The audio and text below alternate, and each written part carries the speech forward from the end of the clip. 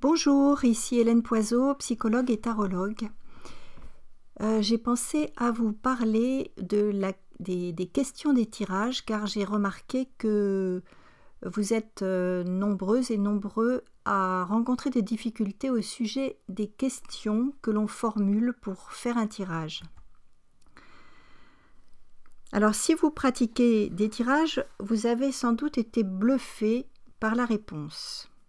Et c'est ce que de nombreuses personnes me disent. Mais pour avoir une réponse qui vous nourrisse, il est nécessaire de réfléchir à la question que vous allez poser. La façon dont vous posez votre question détermine en effet la façon dont vous recevez la réponse. Vous le savez peut-être, poser une question, eh bien c'est tout un art. Alors voyons tout d'abord l'existence de différents types de questions. Alors tout d'abord, est-ce qu'on va poser des questions sur les autres ou bien sur vous? Une question posée au sujet des autres ou de quelque chose qui ne dépend pas de vous est en fait du ressort de la divination. Or, je ne suis pas en accord avec cette façon d'utiliser le tarot. D'une part, parce que, en posant une telle question, cela signifie que vous pensez subir votre destin. Et d'autre part, parce que le tarot de Marseille est un enseignement initiatique qui a un niveau de vibration élevé et qui donc ne s'accorde pas bien avec la pratique de la divination telle qu'elle est habituellement pratiquée. Et d'autre part, si vous posez une question au sujet des autres, il s'agit en fait de vous. C'est vous qui vous posez une question, donc il faut aller chercher quelle est la question que vous vous posez vous. Donc une question posée au sujet de vous-même et de ce qui se passe à l'intérieur de vous est une aide dans votre quête.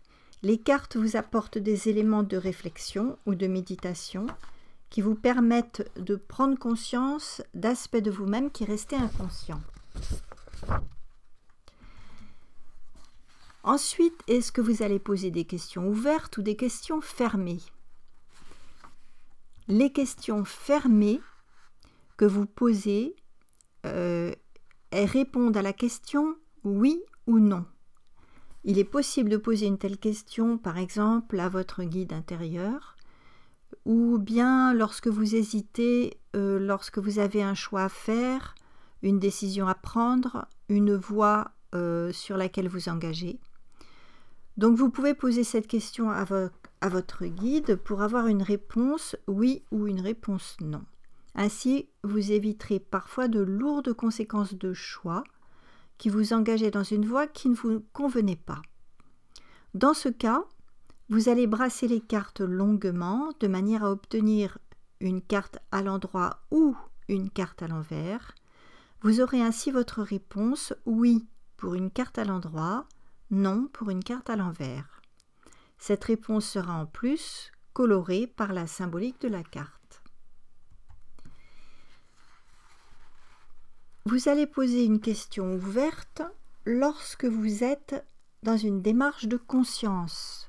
Vous allez ainsi démarrer votre question par comment ou quoi ou de quelle manière ou quel genre de, etc. Ainsi, votre réponse sera qualitative. Elle vous apportera des éléments de réflexion, de méditation ou de prise de conscience. Le cadre de votre tirage. Alors, pour éviter les difficultés d'interprétation, placez votre tirage dans une structure, un protocole, où chaque carte aura une signification. Par exemple, pour un tirage avec 2 cartes, vous aurez par exemple la première carte pour mon énergie actuelle et une autre pour le conseil du tarot, une carte pour ce qui est favorable et une autre pour ce qui est défavorable, une carte qui me représente et une carte qui représente une autre personne. Bon, voilà des exemples de tirage en 2 cartes. Ainsi, vous n'aurez pas à interpréter 2 cartes à la fois, ce que vous êtes nombreux à trouver très difficile. Il y a encore un autre mode de tirage qui peut se faire avec des questions successives. Alors un moyen simple d'utiliser le tarot, c'est de poser une question et de tirer une carte.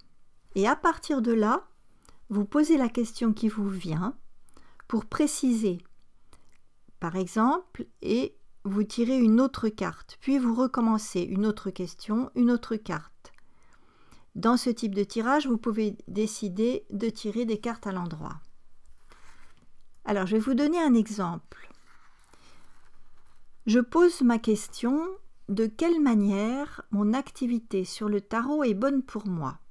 Et je tire le pendu. La réponse, c'est que cette carte m'inspire, c'est mon activité m'aide à développer mon intuition, ce qui me permet d'être moins dans mon mental, car pour ma part, j'ai un grand besoin de comprendre. Ensuite, la question qui me vient: où me mène le développement de mon intuition? Et je tire l'impératrice. La réponse que cette carte m'inspire, c'est: le développement de mon intuition me mène à exprimer ma créativité et aussi à m'exprimer davantage, car j'ai toujours eu une certaine difficulté à exprimer ce que je ressens. Ensuite, la question qui me vient, c'est: qu'est-ce que mon âme attend de moi dans cette démarche? Et je tire le chariot. La réponse que cette carte m'inspire, c'est: mon âme attend que je m'affirme davantage socialement. Et cela n'a pas toujours été facile pour moi. La question qui me vient ensuite, c'est: qu'est-ce qui peut m'aider le plus à m'affirmer? Et je tire la force. La réponse que cette carte m'inspire, c'est le fait de me centrer et de m'aligner pour trouver ma force intérieure. La question qui me vient, c'est: qu'est-ce qui peut le plus me donner de la joie de vivre? Et la réponse qu'est-ce qui peut me donner le plus de joie de vivre? Et je tire le soleil. Et la réponse que cette carte m'inspire, c'est être en lien avec les autres de manière chaleureuse, c'est de rayonner et de donner mon aide et mon soutien.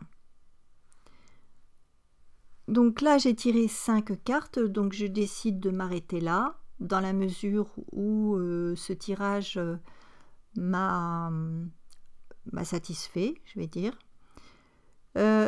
Alors, par curiosité, j'ai additionné toutes les cartes et j'ai trouvé 52, ce qui veut dire 7 en réduction.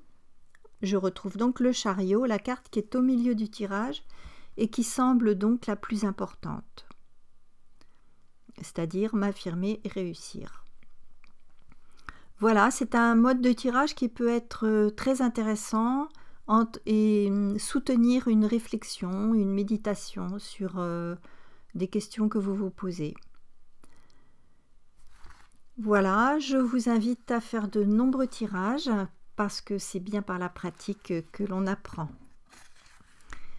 Alors, si vous ne l'avez pas fait, n'oubliez pas de cliquer sur « Abonnez-vous » et peut-être aussi d'aller chercher vos 4 cadeaux sur mon site dont vous trouverez le lien juste en dessous.